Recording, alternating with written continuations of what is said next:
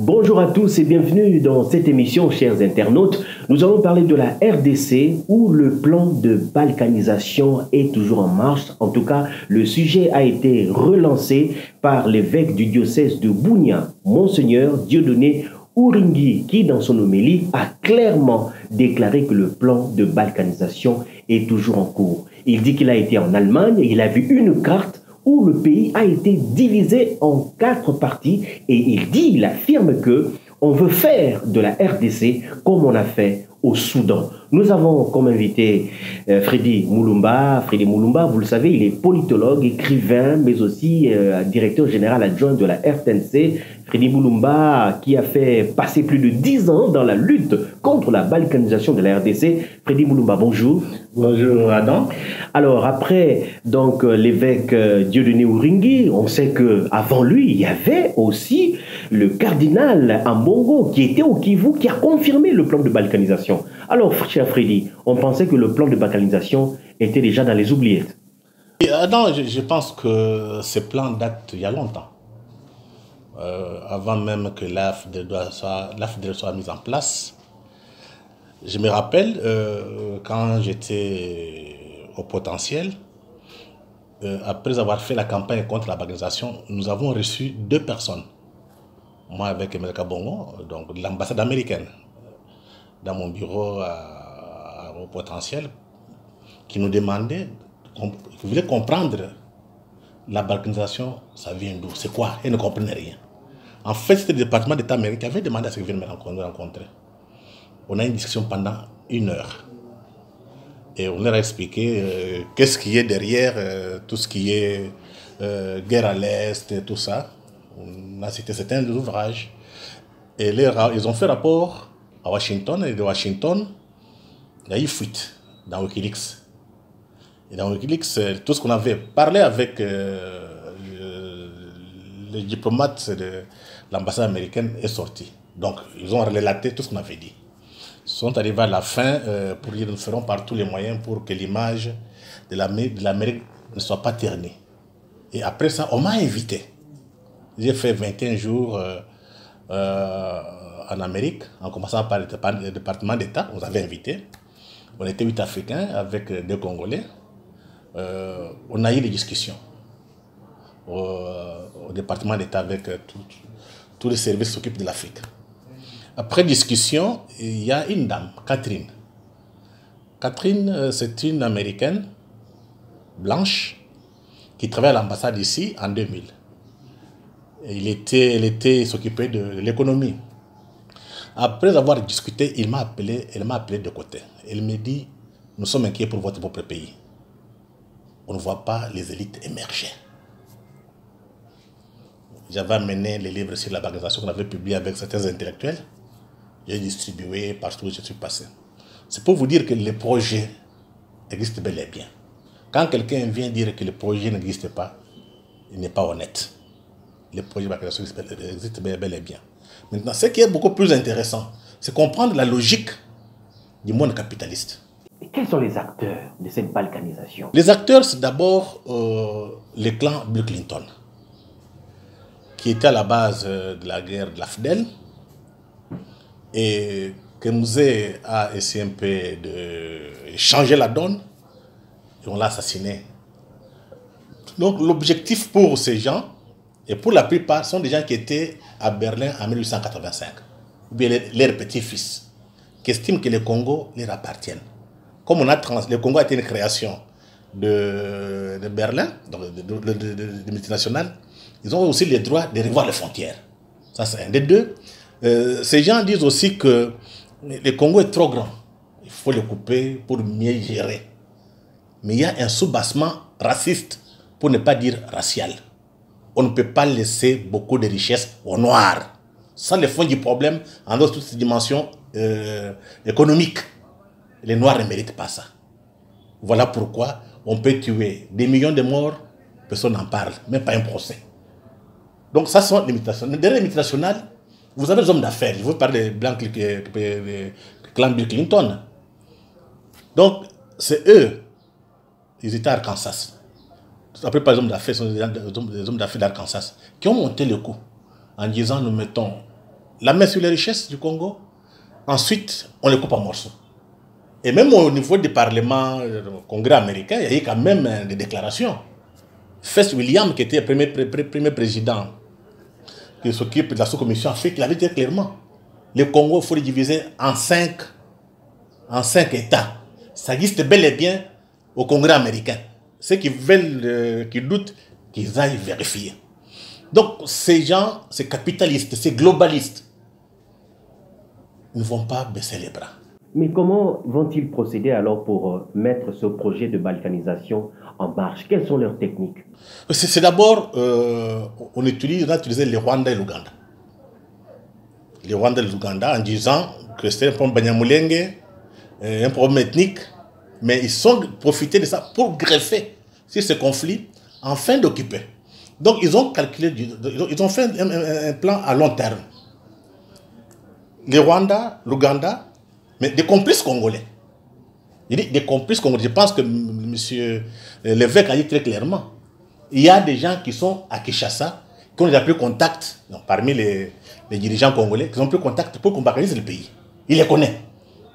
Donc il y a le Rwanda, l'Ouganda, les complices congolais, mais aussi au niveau des médias. Je ne sais pas si vous vous rendez compte. Comment expliquer qu'il y a des problèmes à Kinshasa? Nos médias sont ailleurs. Et on tue des gens en Béni. Tu ne vois pas dans les médias. Parce que la plupart des médias ici sont financés par Soros avec aussi ça. Il n'y a pas seulement que Soros avec aussi ça. La plupart des ONG, des fondations qui financent nos médias ici, sont au service de la balkanisation. Comment ils procèdent? Ils se taisent. Quand il y a des questions, on ne parle pas. Mais il y a aussi les médias traditionnels. Je vous prends l'exemple de la RTNC. Je suis ici. Il y a des coins, il n'y a pas de la RTNC. Vous partez vers Kamina, ni la radio, ni la télévision. C'est pour qu'avec le temps, les gens oublient qu'il y a un État central à Kinshasa. En oubliant, parce qu'on ne voit pas la télévision nationale, ni la radio, ils oublient et on va leur proposer, faites ceci, cela, acceptez Kinshasa est très loin, parce que leur discours. Mais ils sont soutenus par les fondations qui financent les médias. Que ce soit maintenant les médias publics, soit les médias privés. C'est comme ça qu'on sait que on ne peut pas comprendre qu'un pays soit attaqué, vous avez la télévision nationale, il n'y a rien. Il y a un problème. Est-ce que vous avez vu un État, des hommes politiques congolais se lever pour dire que ça ne marche pas, il faut discuter sur ce qui se passe à l'Est? Rien du tout. La complicité est tellement grave. Je pense qu'on est arrivé à un niveau tel que on ne doit pas baisser les bras. C'est un combat. Justement. Mais... un combat de la liberté. Donc, qu'est-ce qu'il faut faire maintenant pour sortir de ce plan de balkanisation qui date depuis longtemps, vous l'aviez dit, mais ça continue, ils ne vont pas baisser les bras. Comment faut-il s'en sortir? 3 choses. 1. Il faut dénoncer tous les complices. Ils sont connus. Je pense que l'évêque l'a dit. Au lieu de se taire, il faut les dénoncer. Qui va les dénoncer? C'est ça le problème. L'évêque connaît, non? Mais il n'a pas cité de nom. Effectivement, il faut qu'il ait le courage de dénoncer ces politiciens qui sont complices. 2. Il faut que les médias soient réformés. Je dis, il faut que les médias soient réformés, en commençant par les médias d'État. Parce que quand on dit médias d'État, bien médias publics, c'est un média qui défend la patrie. Et quand vous voyez les médias de la patrie, les médias nationaux qui défendent la patrie, il y a un problème. Donc il y a comme ça quelque part. Parce que le seul média qui doit défendre le Congo, c'est le RTNC. Vous regardez la télévision, rien. Dans la radio, il n'y a rien. Comment expliquer ça? Donc il faudrait plus encore porter des gants. C'est question, soit on perd le pays, soit on le récupère. Et troisième chose, tu vois, il faut qu'il y ait des associations. Parce que ces gens travaillent sur le temps. Monseigneur a dit 30 ans pour arriver à ce qu'on coupe le Soudan. Ça fait combien d'années on a fait ça? Il a fait plus de 20 ans. Donc, comment ils procèdent? On tue des Congolais qui sont aux frontières. Les Congolais fuient au Kivu, en Ituri. La place est vide là. On place des Rwandais. Monseigneur l'a dit. Le cardinal a dit la même chose. Il y a même les rapports des Nations Unies. Et je demande aux Congolais de lire les rapports des experts de 2012 et les rapports mapping. Tout est écrit. Une question. Pourquoi à Kinshasa, les hommes politiques se taisent? Si les hommes politiques se taisent, Ils sont complices. Voilà pourquoi il faut maintenant créer des associations qui ont pour objectif de sauver la patrie, de lutter contre la banalisation. Donc, quand il y a des associations, des jeunes gens qui peuvent même, ça peut même pas dire pendant 10 ans, 20 ans, parce que l'occidental, les capitalistes ne comprennent que les rapports de force. Si vous n'êtes pas organisé, il ne viendra pas travailler à votre place. Donc, c'est ces associations qui vont mobiliser le peuple. Et quatrième élément, l'armée. Il faut nettoyer. On est tellement infiltré. Et qu'on ait le courage. La liberté a un prix. Moussa Kabila a été assassiné parce qu'il n'a pas voulu accepter n'importe quoi. Lumumba a été assassiné. Donc il ne faudrait pas qu'il y ait encore des gens qui doivent mourir. Ce signifie qu'il faut protéger nos élites. Il faut mobiliser le peuple et notre armée. Là, l'indépendance, on ne donne pas gratuitement. Donc c'est notre travail en tant qu'intellectuel, en tant que citoyen. Et c'est tous les médias. Il faut créer de nouveaux médias. Ça signifie que des médias qui ne sont pas financés par l'Occident. Parce que les gens qui reçoivent l'argent de l'Occident sont corrompus. C'était pas marcher des mots. Tous ces petits médias que vous avez là, qui sont dans l'histoire, dans le sexe, Mukuna, c'est une diversion. Aujourd'hui, on vient de parler, ce que Monseigneur a parlé. Regardez dans les médias, les réseaux sociaux, qui en parle? Donc, tous les réseaux sociaux, c'est une diversion. Donc, il faut créer des médias alternatifs. Et pour cela, il faut des sacrifices. Mais, dernière question. Il y a des gens qui lient le projet de balkanisation à un pouvoir, à un régime. Or, en vous entendant parler, c'est un projet qui dure dans le temps. Donc, ça ne dépend pas d'un individu qui arrive au pouvoir ou d'un président quelconque. Non, je pense que la difficulté pour les Congolais, c'est quoi?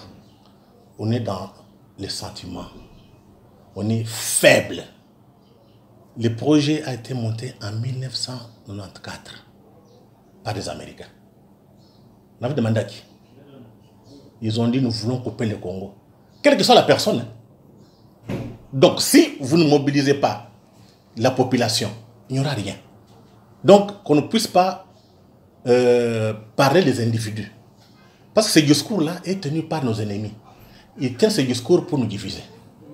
Donc, il faut qu'on soit très prudent. Qu'on soit très prudent. On tient ce discours pour diviser.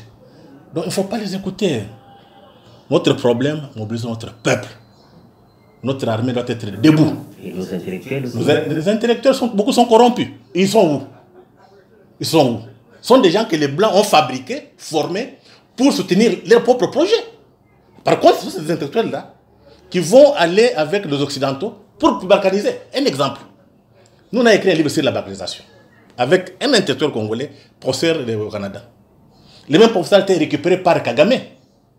Il a écrit un livre intitulé Du paradoxe congolais au miracle rwandais. Oui, il montre à Kinshasa, il n'y a rien. Donc il a trahi. Ce sont des traîtres. Et pour cela, il faut que la jeunesse comprenne. C'est pour la jeunesse. Hein. D'ici 20 ans, 30 ans, ceux qui ont 20 ans auront 50 ans. Ils seront dans quel état? Mais aussi interpeller ceux qui disent politique. On va laisser notre pays dans quelles conditions? Les générations qui viendront vont vivre où? Voilà aussi l'interpellation de Monseigneur. Oui. Et ça demande que les jours aujourd'hui, tout le monde doit être debout. Commencez d'abord par s'organiser. On parle en désordre. S'il y a plusieurs associations, avec comme objectif, non à la banalisation. Parce que la plupart des associations qu'on a sont financées par les ONG internationales. Au Filimbi, il y a encore ce soir de Lucha. C'est pour nous embrouiller. Comme les enfants n'ont pas le sens de l'histoire, on les manipule. Donc on ne porte plus des gants. C'est question de vie ou de mort. Merci beaucoup, merci. Nous retiendrons dans ce que l'évêque a dit. Il a dit, si nous ne faisons pas attention, nous allons être esclaves dans notre propre pays. Une phrase que vous avez l'habitude de répéter d'ailleurs. Disons merci à tous ceux qui nous suivent et merci à vos remarques, à vos suggestions, à vos encouragements aussi. Au revoir et à la prochaine.